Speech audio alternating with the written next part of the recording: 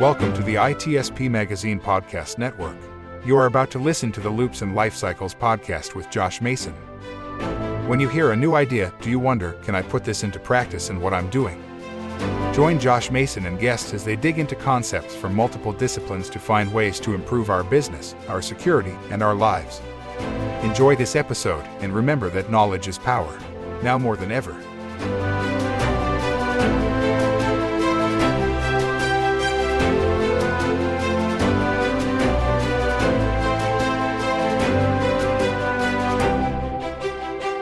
Welcome to Loops and Lifecycles. This is Josh Mason, cybersecurity consultant with Nuvik Solutions. Today I've got my good friend Chris Frazier, who has a vast background from the U.S. Navy as well as software development and being QA and then part of the DevSecOps lifecycle. And since this is Loops and Lifecycles, we've got quite a lot of things that we can talk about today. Chris, could you say hi to the happy people today? Hi everyone, my name's Chris Frazier, just like Josh just said. Pleasure to be here. Thanks, Chris. One of the things I wanted to have you on for is we've kind of talked about this in the past. What is kind of the purpose of the DevSecOps lifecycle? DevOps, DevSecOps, a lot of this rotates around something called a SDLC, so it's Software Development Lifecycle. And this is a continuous integration, so once you plan it, create the code, deploy the code, monitor, and it goes right back into planning. So you never stop developing code and pushing it out to production. That makes sense. Is that a new thing for development? Or I'm not being a developer myself, I only know what I've read. This has been around for a while. So when I say a while, you could go back probably 10 years. DevOps as a career is it's a newer thing. I would probably say in the past probably 5 to 10 years, it became a job all by itself. Back when we were young and the internet was young and new, people built monolithic software and shipped it on floppy disks, and it was what it was, right? If you wanted a new version, you made it Windows 2000, right? Yeah, you got a new 32 floppy disk to upgrade. Exactly. So then is it only web apps that kind of go through this DevOps lifecycle? Most software go through this cycle. You got your mobile apps, you got web apps, applications, then you got like stuff like kiosk. A lot of people don't really notice the stuff they use is like their phone. You're always getting updates from your phone. That's SDLC all the way through. So then how does it work? So say you've got a website that's up and running, then why is it a life cycle? Like what would change? So let's say you, prime example, you had a breach or there is a CVE comes out, right? So you have to patch your software because somebody found a vulnerability for a CVE. You have to do a patch and you got to push this out.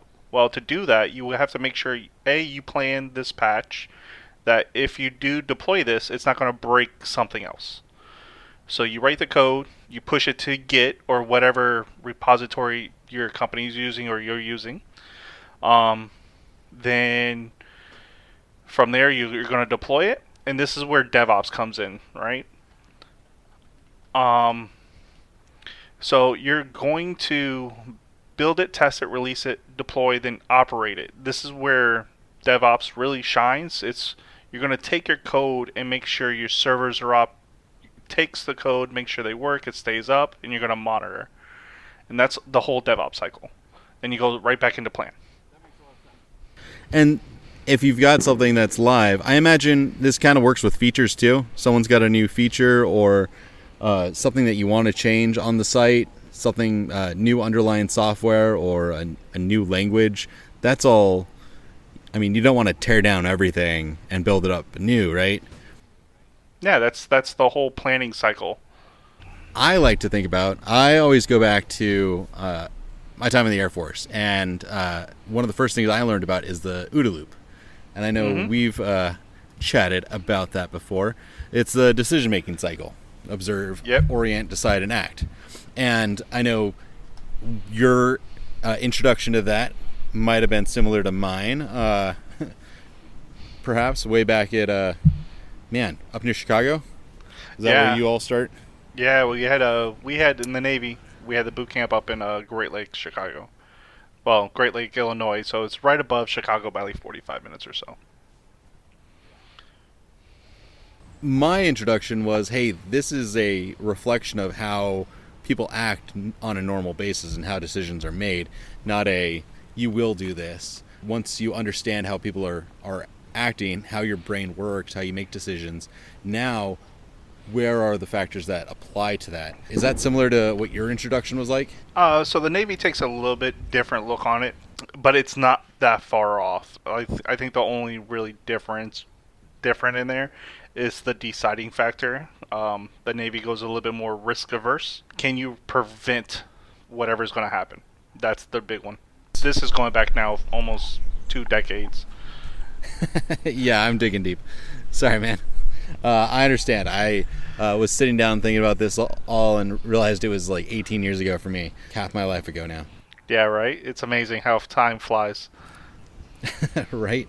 The fun thing is, so how does like security fit into that DevOps life cycle? I mean, you kind of talked about it. If you've got a patch or if a CVE's come out and you've got to, fix the bugs. But what about like, what if there aren't bugs that are necessarily found? Like what happens day to day? Well, so a lot of those patches, like let's go real world. You can't patch everything the time the patch comes out. You just can't do it. Like some of your operating systems are running on a 10-year-old version, right? So you can't patch it because the CVE came out. Just because your company's making, let's say, 10x million a day on that one machine. You can't bring it down. So that real life, everyone loves to say, oh, you need to update right now. But that's not when there's money involved. Because we all know there's that one company that's running Windows XP right now because it makes them 100 million a day. You just can't bring it down. So for the security DevOps side of this is where you really need to learn your whole system, right? So your servers, when you're monitoring your servers, like either you're using Ansible, Kubernetes, Graylog, even if you're doing secure code with like a SonarQube, and that's a check when you go to deploy a code, it just checks to make sure there's no like SQL injection, right? Oh, sure. It's a basic check. That's where your security comes in for that one. That makes a lot of sense. Okay. So it becomes then another step before you even ship something. You check to make sure, hey, does this have anything that's known? Does this have anything that we know this sort of code is going to lead to that sort of vulnerability? Yep, and the best thing about this is it's all automated. Once you set it up to start, you never have to go back to it. It's a check mark now that automatically runs. Nice. I do remember I've heard some QA and DevSecOps folks say that it all becomes very scripted, very check the box and just make sure that the box is doing what it's supposed to do. Yeah, my whole job as a QA and DevOps is to make sure I become obsolete as fast as possible. And the only saving grace is developers really write bad code. I know some developers going to be mad about that, but they do. I could imagine. Do you see then a little bit of your job being teaching? Like, hey, the SonarQube in this case has noticed this, that, and the other, and you guys keep passing this code to me, and it keeps identifying it. Like, could we just stop that at the source? Yeah, so, some of it is you have to tailor SonarQube, right? You're going to have to tailor it to your code. So if you're using React.js, you can't have SonarQube going off on Python like, oh, I'm getting Python errors. Yeah, there's no Python, right? Yeah. So you have to tailor it just like anything else. And hopefully you're not getting enough errors where you're just ignoring them because you're inundated with error messages when they're not real error messages, right? Just like anything in IT. Yeah, it's true. There's not a lot that you can just take and use off the shelf.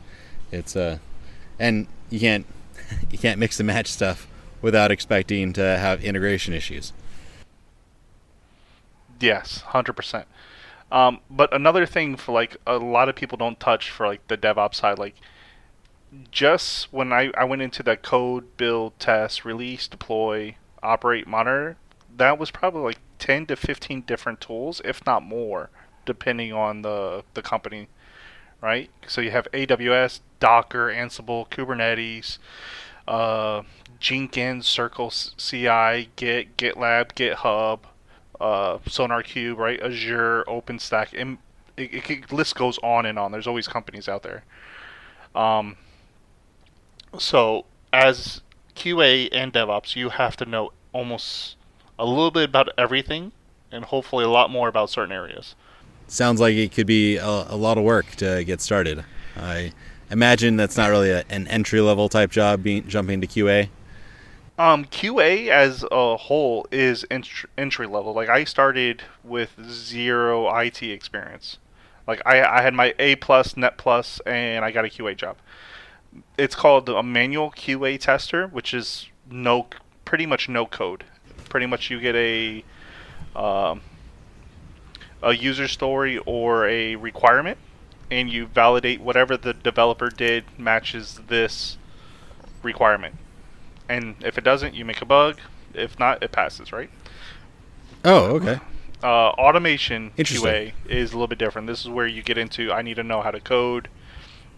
I need to know how to do GitLab. I need to know how to do Kubernetes, Docker, stuff like that.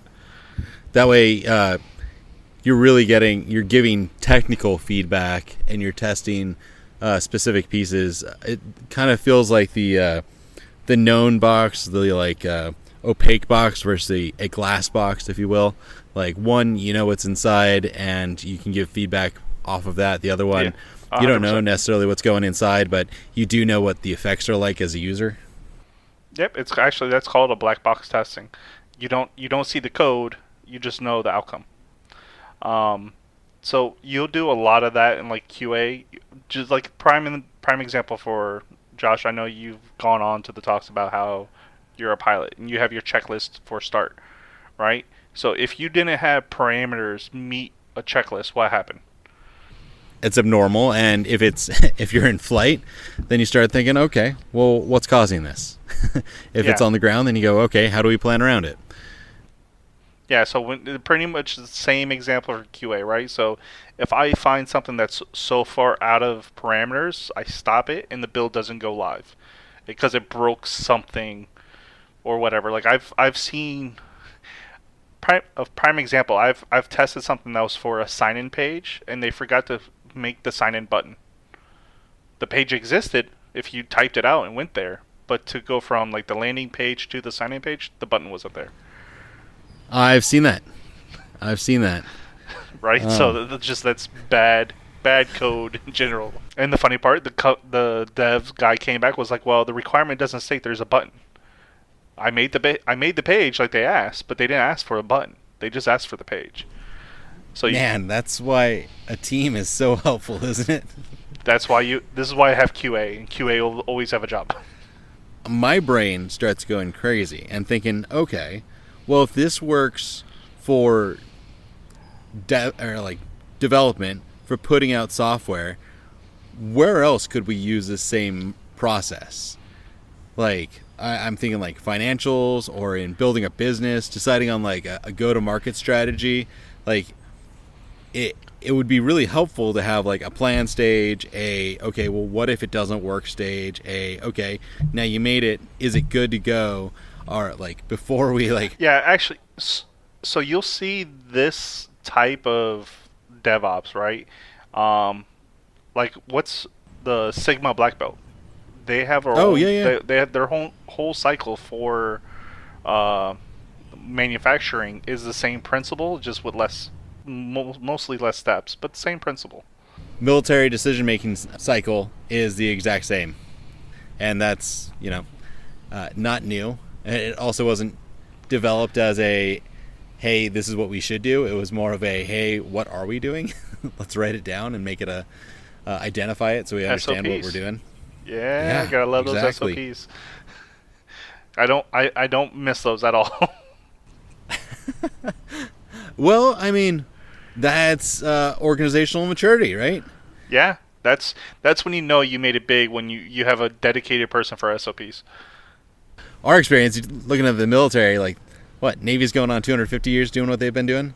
And even back then, nothing was new. It was... Yeah, 100% right there. So I did have a thing I did want to ask you. How do you normally see your DevOps guys in your field? Because I know you're 100% cybersecurity. How do you deal with like your development side? It all depends.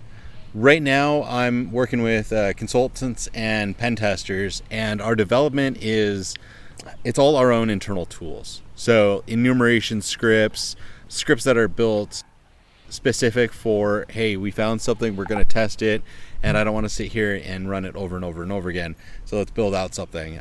It is very small, but it's also, we don't have time to have multiple people look at this. Like, I'm building something out, I'm going to run it against some simple code like, hey, is this code any good? Your simple editors or checks in like VS Code. And then once you get it to run without errors, like, okay, sweet, now throw it against what we were testing on the client site. Now, and with some run-throughs, there's things that you don't do. There's things that like, this is going to break it. Yeah, but you said like three things that could have probably been all automated, right? If you had a library that had all your scripts that you've done the same way over and over again with some variation, wouldn't you just want to automate that? Oh, yeah. And that's ideally what you try to get to. Yeah, that's the whole point of DevOps. I'll be honest, that's something I've been trying to do with our pen testers, because then we can scale. If we can we know what we want to run, and we know if we find this, we want to run that. So if we could take our initial scope, put it in a document, text file or markdown or whatever it could be, or CSV, that can then be read by our script, and we could just run and have one lead to the other, lead to the other, lead to the other. And, hey, we find out it's day one, we're clear to go hot on this web app, and we just run things and then come back the next day, and rather than, oh, hey, it found this, now let's run this scan. Well, we know if it finds something, we're going to run it. So why don't we just automate that? And that's something we're pushing towards. Right now we've got... That's the whole point of DevOps. Experts. Right, yeah, exactly. Exactly. And that's actually one of the big things that I helped with my last company, was that whole principle of our red team had playbooks that they ran all the time. So one of the things they were missing was like, oh, I did this playbook, but I'm missing information out of it. And my whole job was to automate that information to enrich data. Oh, yeah. So like, you have an IP address that you did. Well, here's all the information for that IP address. Just enrichment. Man. Yeah, I'll tell you, this morning we were having a conversation as we're writing up a report of, hey, we've seen the same finding like 3 times in the last couple months. Like, I'm looking at the previous report to like get the idea of what I'm going to write for like remediation on this one, because it's fairly the same everywhere. It's like, okay, that's time to like make it into a template and add it to the database. But even then, on top of that, once we've got this database, like, why can't we just like have it autofill off of our scan results, and then we go in and validate, oh, hey, yes, it does for sure do this, let's grab our screenshots. But yeah, 100%. Like, that is, we wouldn't even have to go in and add it from the database. That part could be automated. Yeah, right? People make whole companies just for that one thing.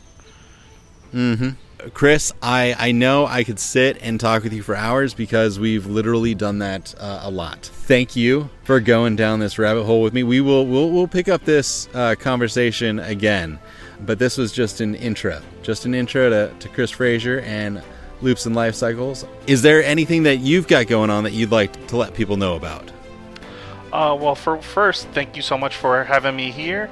And one of the things that I've always been pushing more and more is the continuous learning. So if you're having a hard time out there, just put your hands on keyboard and do 10 minutes a day, and you'd be surprised by what you accomplish by the end of the week. And that's it for me, Josh. Thank you so much, Chris. It's great talking to you, and I will see you soon. We hope you enjoyed this episode of Loops and Lifecycles podcast with Josh Mason, part of the ITSP Magazine Podcast Network. If you learned something new and this conversation made you think, then add this show to your favorite podcast player. Subscribe to the ITSP Magazine YouTube channel and share the ITSP Magazine Podcast Network with your friends, family, and colleagues. If you represent a company and wish to connect your brand to our conversations and our audience, visit itspmagazine.com to learn how to sponsor one or more of our shows. We hope you will come back for more stories and follow us on our journey.